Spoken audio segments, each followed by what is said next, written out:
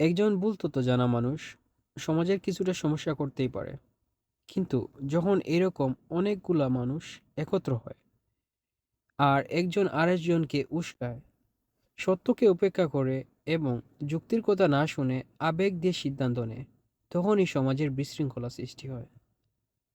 আমাদেরকে এটা ভালো করেই বুঝতে হবে, বীরের শক্তি অনেক, এবং সেটা সবসময় ভালো কাজে ব্যবহার হয় এরকম কিছুই না। আমাদের সমাজে অনেক মানুষই আছে যারা বীর দেখে সিদ্ধান্ত নেয়। আপনি আশেপাশে তাকালে এর অনেক অনেক প্রমাণ পেয়ে যাবেন।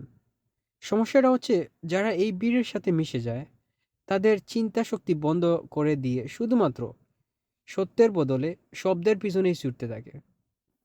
বিশেষ করে সমাজের পাতি নেতারা তাদের পছন্দের নেতাদের মুখে যাই শুনে তাই বলে, আর যারা তাদের কথার সাথে একমত পোষণ করে না তাদেরকে আক্রমণ করতেও পিছু পা হয় না।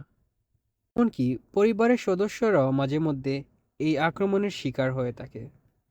আসলে যখন অজ্ঞতা একসাথে শক্তি হয়ে দাঁড়ায়, তখন তা সমাজ আর সমাজের সাধারণ মানুষের সবচেয়ে বেশি ক্ষতি করে থাকে।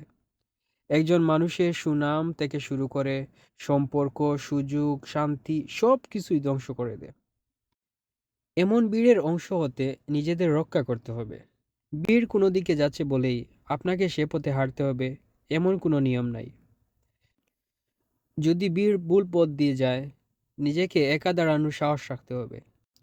আমাদেরকে এবং পরবর্তী প্রজন্মকে এমনভাবে গড়ে তুলতে হবে যেন কোনো প্রতিক্রিয়া দেওয়ার আগে চিন্তা করে আর বিচার করার আগে কথা শুনে। সমাজ কি বলবে এই চিন্তা ভাবনা থেকেও নিজেদের যতটুকু সম্ভব সরিয়ে আনতে হবে।